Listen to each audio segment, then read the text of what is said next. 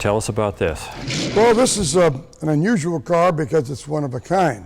One of one. 1965 Chevrolet Malibu SS Super Sport with a 396 cubic inch engine with 375 horsepower.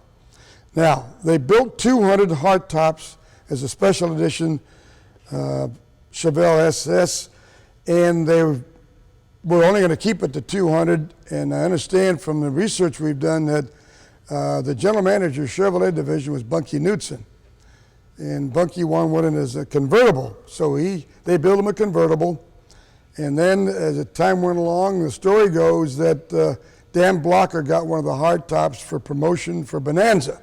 They were sponsors of the Bonanza show, and so he couldn't get his hat on for public appearances, and believe it or not, some people didn't recognize him without his 10-gallon hat. So he said, well, I need something to get my hat on, so Mr. Knudsen, so take my convertible, I'll take the hardtop, and you can make personal appearances in this car. So that's the story, and it's one of a kind.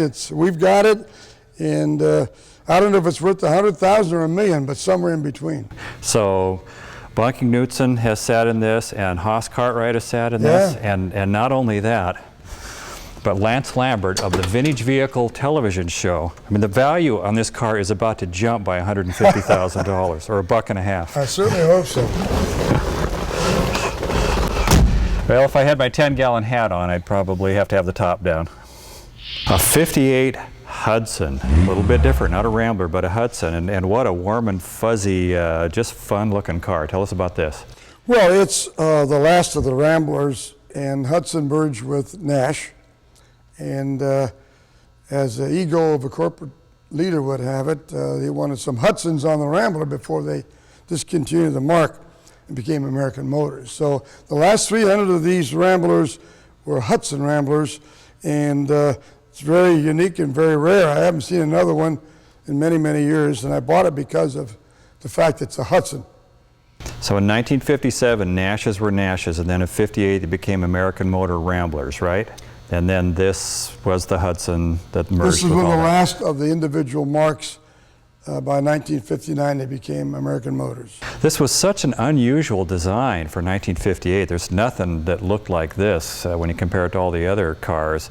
How do you think this design came about? Well, Pininfarina did a lot of the Nashes. From Italy. Mm-hmm. And very famous Italian automobile designer, designed a lot of other things. But they went to him, of course, to try to save the Nash automobile. And they got to give it a kind of a continental look, as you can see toward the back, and bring in the tricolors, 3 different color combinations, distinguished interior. So it was basically a Nash, but with some fine design elements, as Mr. Nash's had back in the 50s.